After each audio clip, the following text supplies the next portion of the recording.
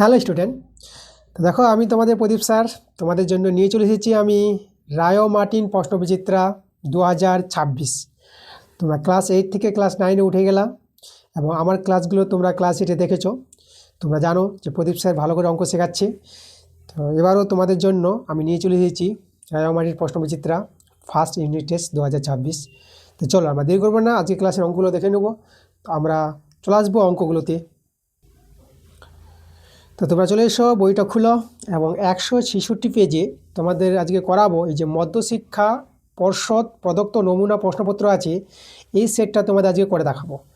তোমাদের যে প্রথম ইউনিট টেস্ট ফার্স্ট সামেটিভ, যেটা তোমাদের 40 মার্কের পরীক্ষা হবে, দেখো নম্বর বিভাজনটা এখানে বলে দিয়েছে। তোমরা এই পার্টটা দেখলে বুঝতে পারবা কি বিষয় থেকে কত নম্বর দেওয়া হয়েছে, কী টাইপের প্রশ্নগুলো আছে।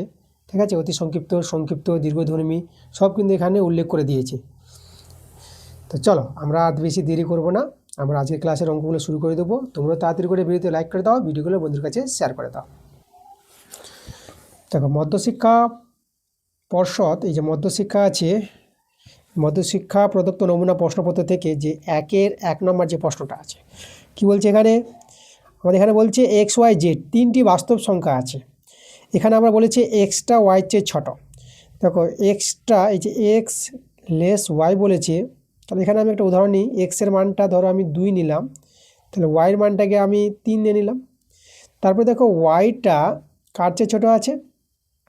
জেডের চেয়ে ছোটো আছে, তাহলে ওয়াইটাকে 3 নিয়েছি। তাহলে এখানে দেখো জেডের চেয়ে ছোটো বলতে জেডটাকে আমি 4 নিয়ে নিলাম।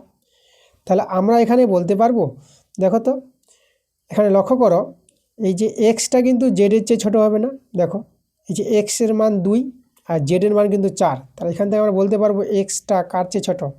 জেডের চেয়ে ছোটো, কারণ এক্স কিন্তু আমাদের 2 আর জেডটা হচ্ছে কিন্তু 4। তাহলে এই সম্পর্ক থেকে আমরা বলতে পারবো বি নম্বর অপশানটা দেখতে পাচ্ছি, এক্সটা হবে জেডের চেয়ে ছোটো। তোমরা উদাহরণগুলো নিয়ে দেখো, যেভাবে উদাহরণগুলো নিলাম, এই সংখ্যাগুলো নিয়ে আমরা সহজে বুঝতে পারবো যে এক্স লেস দেন জেড হবে, এক্স হবে জেডের চেয়ে ছোটো। এখানে এক্স ওয়াই জেড বাস্তব সংখ্যা, যে কোনো বাস্তব সংখ্যার উদাহরণ নিয়ে তোমরা এই জিনিসটা চেক করে নিতে পারো। ওকে, তাহলে আমাদের বি নাম্বারটা হচ্ছে অ্যান্সার। তারপরে দেখো 2 নম্বর প্রশ্নটা, এখানে এই যে আমাদের আছে 64 আছে, তার পাওয়ারে 1/6 আছে, তাই তো? তাহলে এটাকে সরল করে আমাদের কোন মানটা পাওয়া যাবে? দেখো 64কে যদি লসাগু করো তোমরা, তাহলে 64কে লসাগু করলে তোমরা পেয়ে যাবা 2-এর পাওয়ারে 6 পাবা। ওকে, 2-এর পাওয়ারে 6, আর এদিকে পাওয়ারে আবার 1/6 আছে। এভাবে তোমরা 64কে যদি লসাগু করে যাও, 2 দিয়ে করো, 2 3 6, 2 দিয়ে 4, আবার 2 দিয়ে যাবে, 2 1 2, 2 6 12, 2 8 16, 2 4 8, এই যে 2 দিয়ে 4, কটা 2 পাচ্ছ দেখো তো? 2 1 2 3 4 5 6, দেখো 2 6টা আছে, তাহলে 2-এর পাওয়ারে 6 লিখতে পারবা।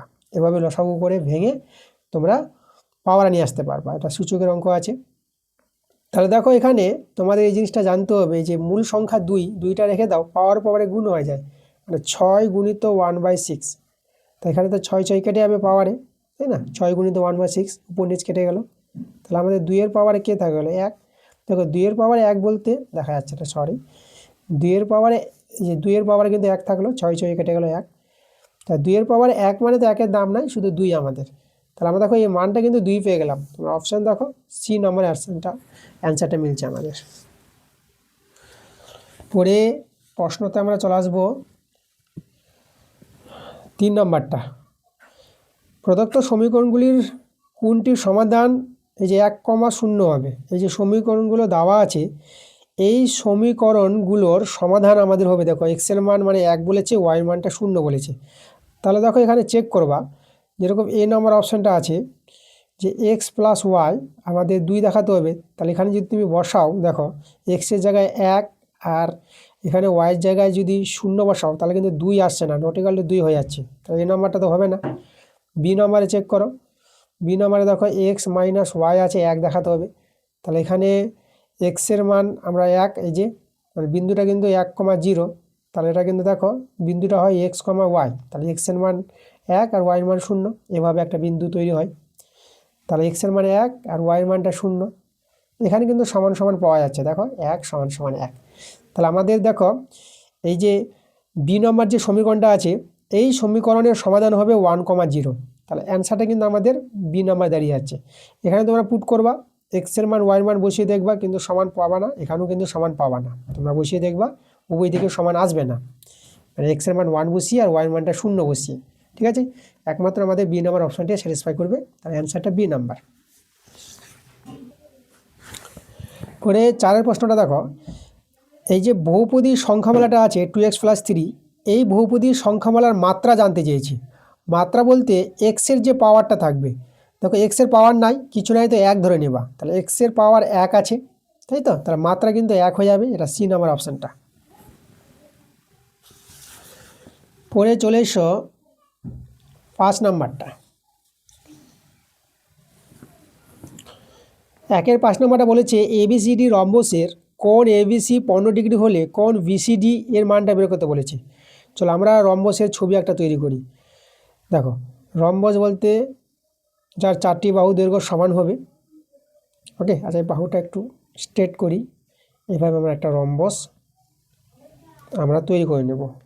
এই যে দেখো, আচ্ছা নাম আমরা এ বি সি ডি নাম দিয়ে দিলাম। যাই একটু এটা এই বাহুটা একটু বড় দেখাচ্ছে, তো যাই হোক, তাহলে এখানে আমাদের কোণ এবিসি, তাই তো, এবিসি মানে এই কোণটা বলে দিয়েছে 15 ডিগ্রি, তাহলে বিসিডি এই কোণের মানটা বের করতে বলেছে। আচ্ছা তোমাদের জানতে হবে যে রম্বসের বিপরীত বাহুগুলো সমান্তরাল, এর সঙ্গে সমান্তরাল, এর সঙ্গে সমান্তরাল, তাহলে এই দুটো যদি সমান্তরাল হয়, ঠিক আছে, সমান্তরাল এবং বিসিটা ভেদক তৈরি হবে, সমান্তরাল সরলরেখা ধর্ম, তাহলে এই যে দুটো কোণ, এই দুটো কোণের সমষ্টি 180 ডিগ্রি হবে, তাই তো, সমান্তরাল সরলরেখা, আর এটা আমরা বিসিটা যদি ভেদক ধরে নিই। এভাবে দেখো, মানে এই যে দুটি সমান্তরাল সরলরেখা আর এভাবে একটা যে ভেদক হয়, তাহলে এই কোণ আর এই কোণ, এই দুটি কোণের সমষ্টি কত হবে, 180 ডিগ্রি হয়। ওকে, তো মনে রাখবা যে কোনো রম্বস বা সামুদ্রিকের এই যে এইভাবে পাশাপাশি দুটি কোণের সমষ্টি কত হবে, 180 ডিগ্রি। এই দুটো কোণের সমষ্টি 180 ডিগ্রি, এই দুটো কোণের সমষ্টি 180 ডিগ্রি, ঠিক আছে, মানে ছেদকের একই পাশের কোণ দুটির সমষ্টি হয় 180 ডিগ্রি।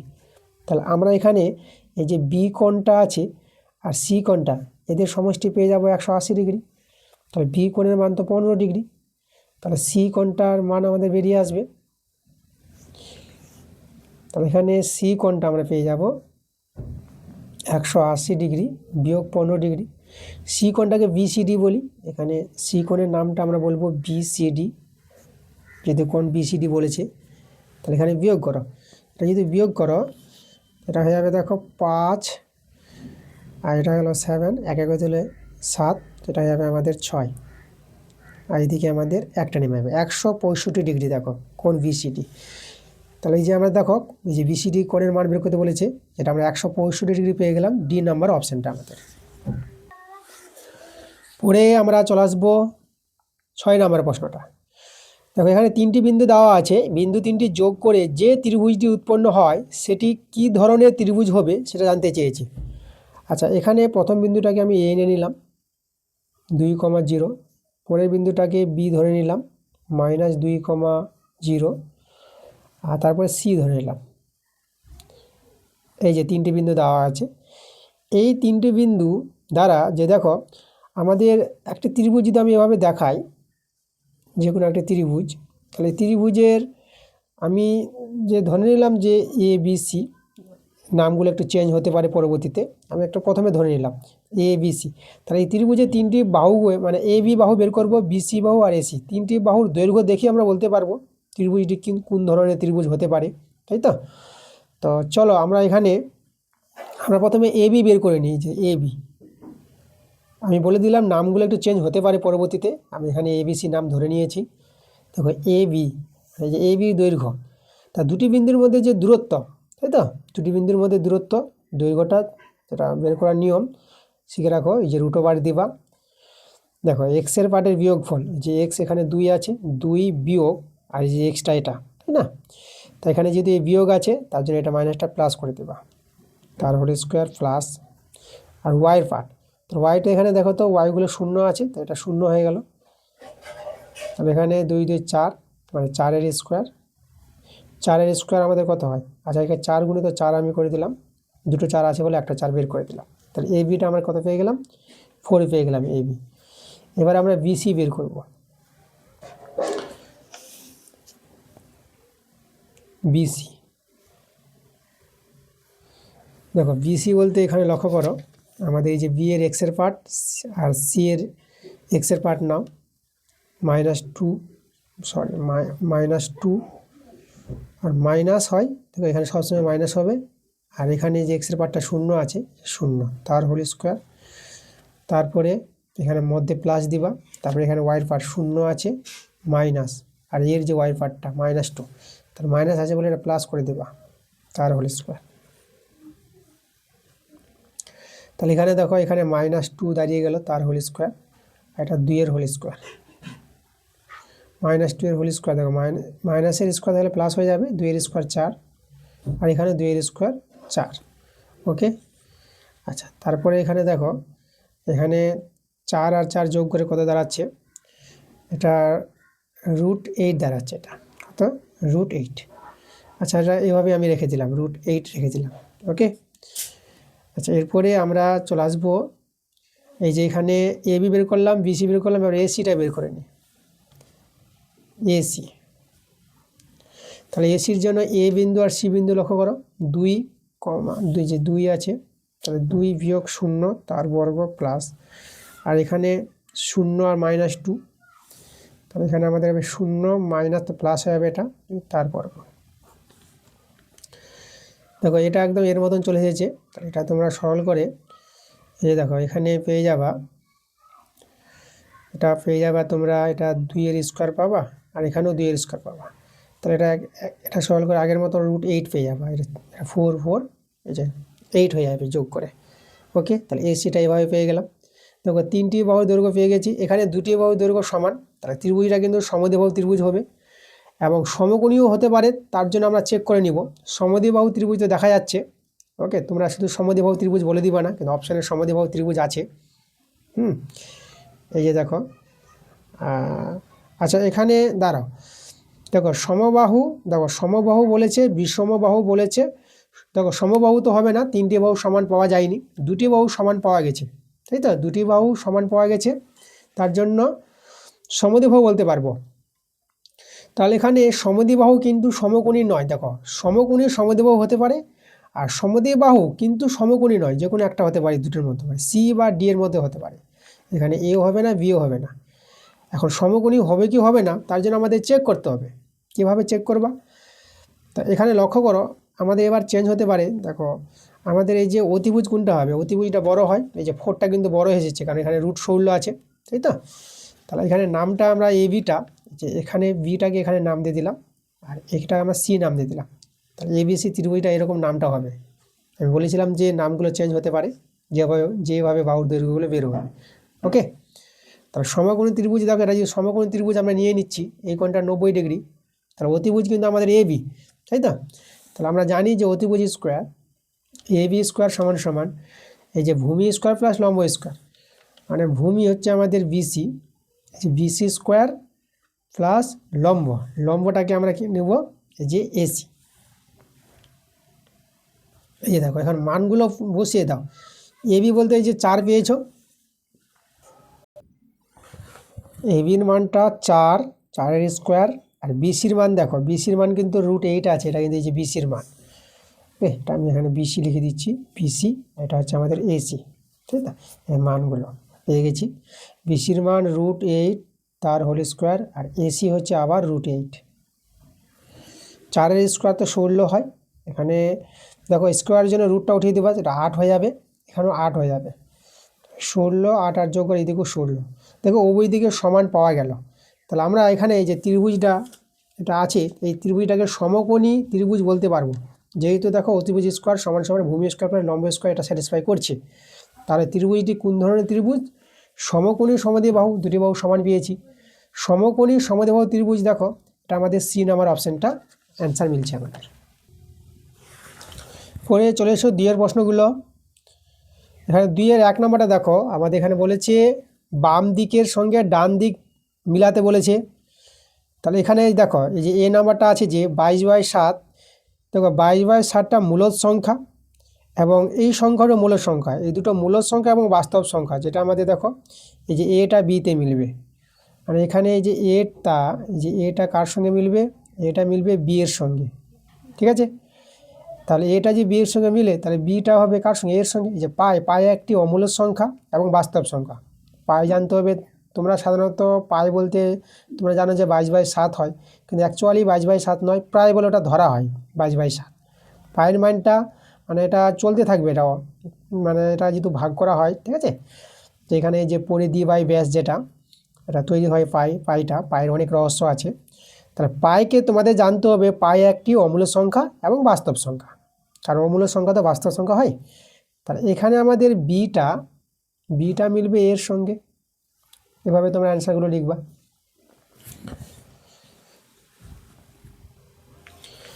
চলো এরপরে আমরা চলে আসবো যে 2 নম্বরের প্রশ্নে।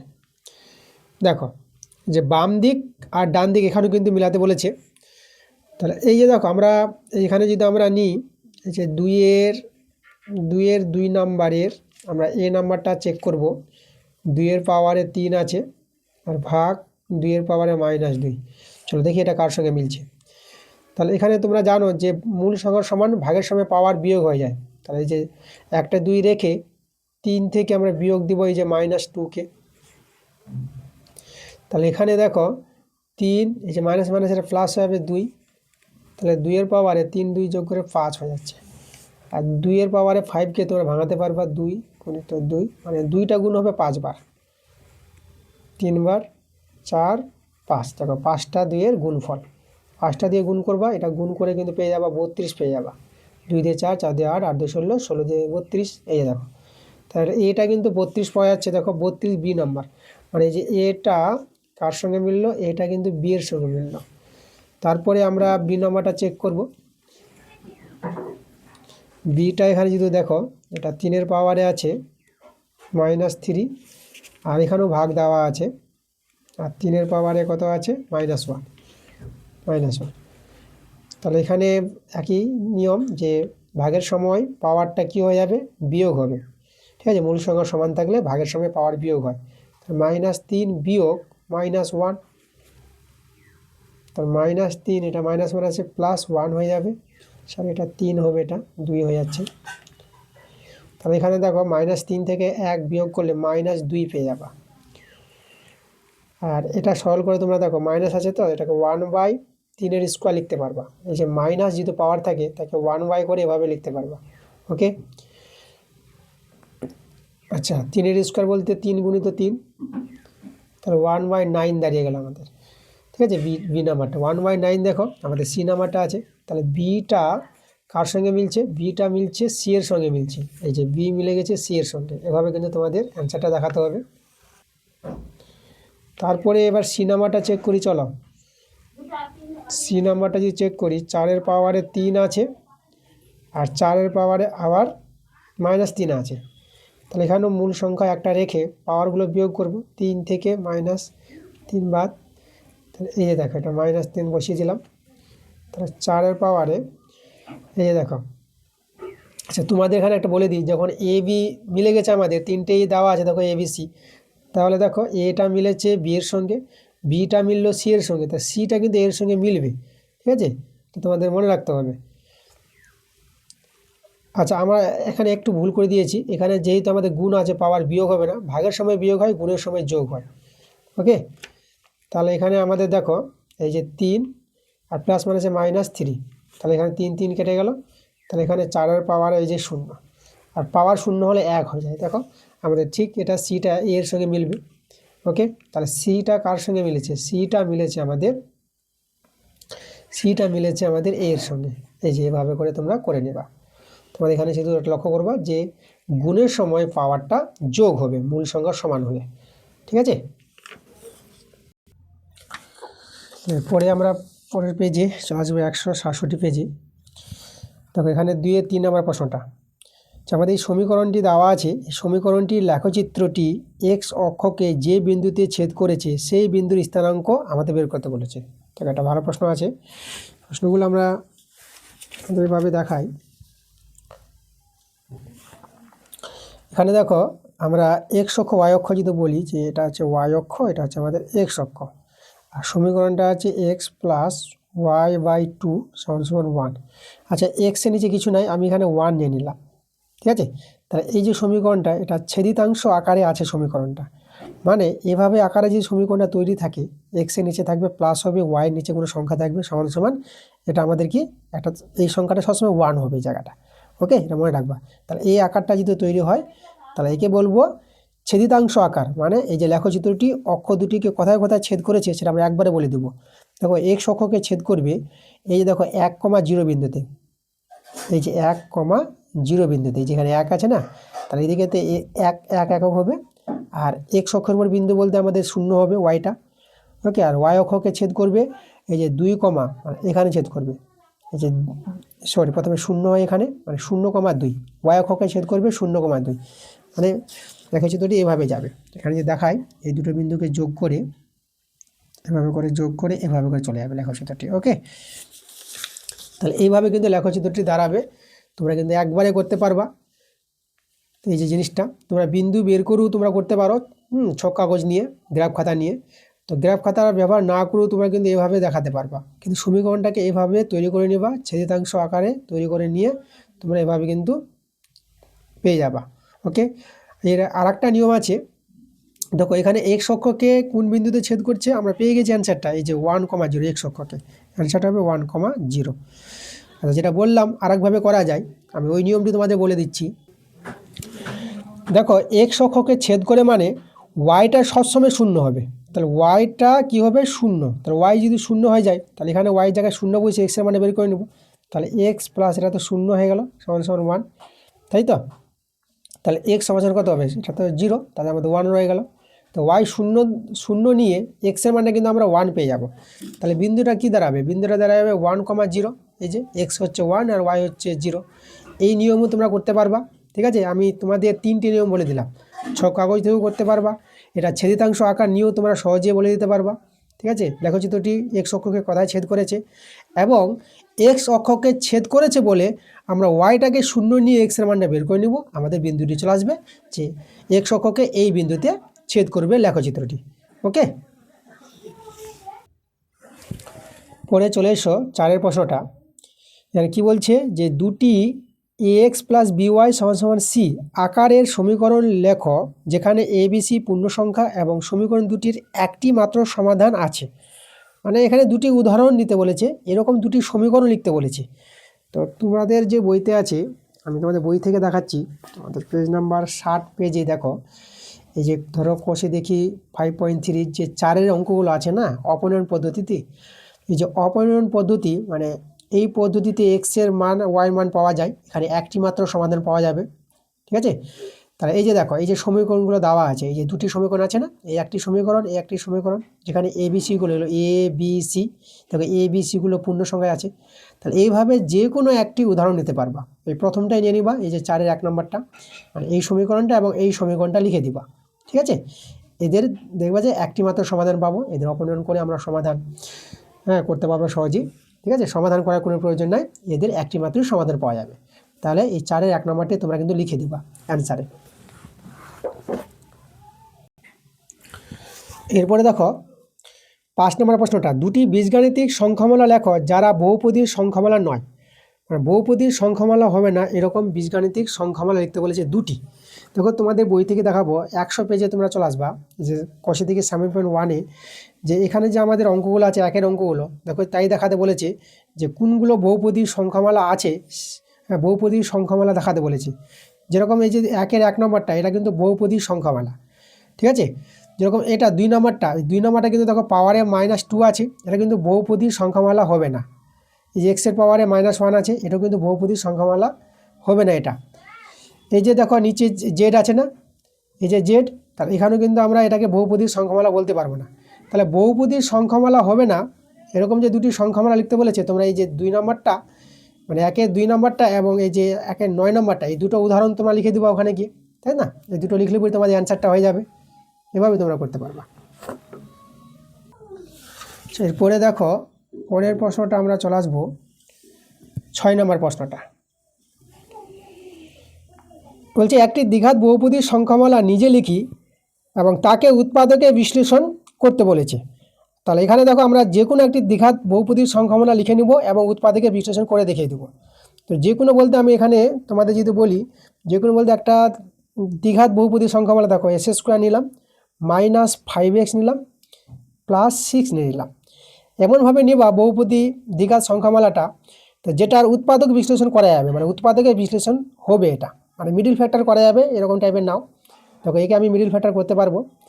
যদি আমরা করি s²- এটা দেখো আমরা এটাকে ভাঙাবো 3 + 2 এভাবে ভাঙালাম x + 6 s² - এটা 3x হয়ে যাবে, প্লাস মাইনাসে মাইনাস এটা 2x + 6। এখান থেকে x কমন নিয়ে নাও, তাহলে x - 3, আর এখান থেকে 2 কমন নিয়ে নাও -2, তাহলে এটা হয়ে যাবে x। এবার 2 দিয়ে যদি ভাগ করে প্লাস মাইনাসে মাইনাস, আর 2 দিয়ে যদি 6কে ভাগ করো তাহলে 2 × 3 = 6। এই যে দেখো সমান সমান, তাহলে x - 3 x - 3, তাহলে এই দুটো আমাদের দেখো আমাদের এখানে মিলে যাচ্ছে, তো এটা কমন নিয়ে নিলাম x - 3, আমাদের পরে থাকা গেল x - 2। ওকে, তাহলে এইভাবে আমরা দেখো যে একটি বহুপদী দ্বিঘাত সংখ্যামালা লিখতে বলেছিল আর যাকে আবার উৎপাদকে বিশ্লেষণ করতে বলেছিল, এভাবে তোমরা কিন্তু করে নিতে পারবা। এরপরে দেখো বড় প্রশ্নগুলো, চলো বড় প্রশ্নগুলো দেখো 3-এর প্রশ্নটা আমি তোমাদের বড় প্রশ্নগুলো নিয়ে একটা আলোচনা করব। যে দেখো বড় প্রশ্নগুলো যেগুলো বইয়ের প্রশ্ন থাকবে, এই বইয়ের প্রশ্নগুলো কিন্তু আমি তোমাদের করাবো না। বইয়ের প্রশ্নগুলো আমার চ্যানেলে প্লেলিস্টে গিয়ে পেয়ে যাবা, ক্লাস 9 ম্যাথ বলে প্লেলিস্ট। শুধুমাত্র তোমাদের যে প্রিয়ক অঙ্কগুলো আছে, জ্যামিতিক প্রিয়ক, সেগুলো কিন্তু করিয়ে দিব। সম্পাদ্য তোমাদের অনেক করানো হয়ে গেছে, মানে সম্পাদ্য বলতে সম্পাদ্য করে দিয়েছি তোমাদের, আর উপপাদ্য করে দিয়েছি। সম্পাদ্য উপপাদ্য করে দেওয়া হয়েছে, তোমরা আমার চ্যানেলে গিয়ে দেখতে পাবা, ক্লাস 9 ম্যাথ বলে প্লেলিস্ট তৈরি করা আছে, ঠিক আছে।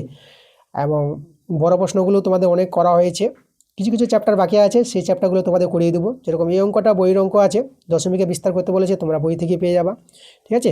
এগুলো সব বই থেকে অঙ্ক আছে।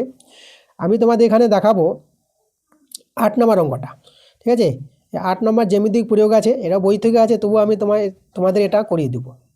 যেটা বললাম তোমাদের জ্যামিতিক প্রয়োগ অঙ্কগুলো বই থেকে থাকলেও আমি করাবো, বইয়ের বাইরে থাকলেও তো করাবো।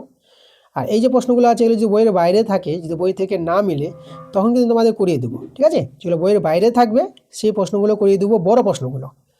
চলো আমরা 8-এর প্রশ্নটা দেখে নিই। তোমাদের বই থেকে 8-এর প্রশ্নটা চলে এসো, এটা একদম বই থেকে করে দিয়েছে, সেখান থেকে তোমাদের বলে বুঝিয়ে দেবো। 84 পেজে আসবা।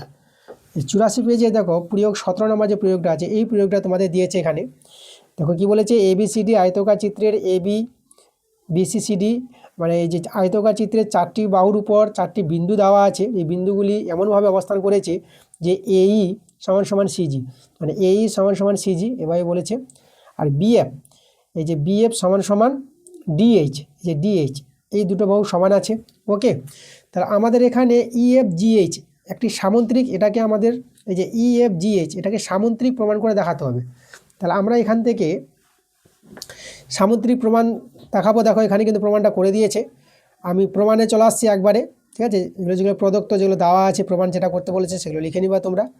এখানে প্রদত্ত দেওয়া আছে AB = দেখো AB = DC, যে AB = DC, ABCD যেহেতু একটা সামুদ্রিক, সামুদ্রিকের বিপরীত বাহুগুলো কী হয়, সামুদ্রিক বলতে আয়তক্ষেত্র বলেছে, ABCD একটি আয়তক্ষেত্র, আয়তক্ষেত্রের বিপরীত বাহুগুলো সমান হয়, তাহলে AB = DC পাবো। আর AE = CG, এটা তো প্রশ্নে বলেই দিয়েছিল আমাদের। দেখো দুটো বাহু সমান। এখানে দেখো যে AB থেকে AE বিয়োগ করব, AB থেকে AE বিয়োগ করে যা হবে, DC থেকে CG বিয়োগ করব, DC থেকে CG বিয়োগ করে তাই হবে, যেহেতু বাহুগুলো সমান আছে। তাহলে এটার বিয়োগফল BE পাবো, আর এর বিয়োগফলটা DG পাবো। ওকে, এবার দেখো এখানে দুটো ত্রিভুজ নেওয়া হয়েছে, এখানে আমরা দেখালাম যে BE = DG, এই যে দেখো এই যে BE = DG, এটা আমরা দুটো বাহুকে সমান দেখালাম প্রমাণ করে। এখন এই দুটো ত্রিভুজ নিয়েছি, ত্রিভুজ DHG, যে DHG এই ত্রিভুজটা, আর ত্রিভুজ BEF, এই যে BEF এই ত্রিভুজটা, এই দুটো ত্রিভুজকে নিয়ে সর্বসম প্রমাণ দেখানো হয়েছে। দেখো সর্বসম প্রমাণ দেখানোর জন্য 3টি শর্ত সমান দেখাতে হবে। 1 নম্বর শর্ত যেটা আমরা প্রমাণ দেখালাম সেটা নিয়েছে। 2 নম্বর শর্ত দেখো এই যে কোণগুলো, মানে এই কোণ 90 ডিগ্রি এবং এই কোণটা 90 ডিগ্রি, মানে যেহেতু আয়তক্ষেত্র আছে, আয়তক্ষেত্রের প্রত্যেকটা কোণ 90 ডিগ্রি হয়, মানে D কোণটা 90 ডিগ্রি পাবো, B কোণটা 90 ডিগ্রি পাবো। সেই দুটো কোণকে সমকোণ দেখানো হয়েছে। আর ডিএস সমান সমান বিএফ, যেটা প্রশ্নের দেওয়া ছিল, তারপর ডিএস সমান সমান বিএফ, এখানে এই যে ডিএইচ এই বাহুটা এই ত্রিভুজের, এবং এই ত্রিভুজে এই বাহুটা বিএফ, এই দুটো বাহু সমান, যেটা প্রশ্নে দেওয়া ছিল প্রশ্ন অনুসারে। ঠিক আছে, কারণগুলো লিখতে পারো, কারণ এখানে লিখে নিই। তাহলে এই যে দুটো ত্রিভুজের 3টি শর্ত সমান দেখালাম, তাহলে আমরা দুটো ত্রিভুজকে সর্বসম বলতে পারবো। এই যে সর্বসম প্রমাণ আমরা দেখিয়ে দিলাম এস অনুসারে। এবং সর্বসম ত্রিভুজে অনুরূপ বাহুগুলি দৈর্ঘ্য সমান বলতে পারবো। এই যে অনুরূপ বাহু বলতে এই যে এইচ জি সমান সমান ইএফ, এইচ জি সমান সমান ইএফ এখানে সমান আমরা দেখিয়ে দিলাম।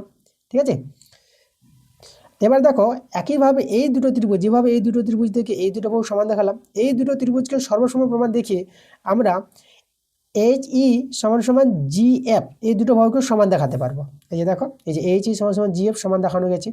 তাহলে 1 ও 2 থেকে দেখো কোনো চতুর্ভুজের বিপরীত বাহুগুলো যদি সমান হয়ে যায়, তাহলে সেই চতুর্ভুজটাকে আমরা সামুদ্রিক বলতে পারবো, যেটা এখানে কিন্তু দেখানো হয়েছে। ওকে, এই যে 1 ও 2 থেকে, তাহলে ইএফ জিএইচ একটা কি সামুদ্রিক, যেটা আমাদের প্রমাণ করতে বলেছিল, তোমাদের প্রমাণটা বুঝিয়ে দিলাম। তাহলে দেখো, তো এই ছিল আমাদের আজকের ক্লাসের অঙ্কগুলো। এই যে 9 নম্বর যেগুলো বইয়ের অঙ্ক আছে, বইয়ের অঙ্ক তোমাদের আমি করাবো না, যেহেতু বইয়ের অঙ্কগুলো আমার চ্যানেলে তোমরা পেয়ে যাবা। ঠিক আছে, অনেক ক্লাস দেওয়া হয়েছে, যেগুলো বাকি কিছু অঙ্ক আছে চ্যাপ্টার, সেই অঙ্কগুলো তোমরা তাড়াতাড়ি পেয়ে যাবা। ওকে, তো এই ছিল আমাদের আজকের ক্লাসটা। তো আজকের ক্লাসটা যদি ভালো লাগে অবশ্যই তোমাদের ভিডিওতে লাইক করতে হবে, ভিডিওগুলো বন্ধুর কাছে শেয়ার করতে হবে। পরবর্তী ক্লাস যে তোমাদের যে স্কুলগুলো আছে 1, 2, 3 প্রত্যেকটা স্কুল তোমাদের সম্পূর্ণ সেট করে দেখাবো। তাই এই ক্লাসগুলো তোমাদের তাড়াতাড়ি চলে আসবে। তোমরা সবাই ভালো থাকো।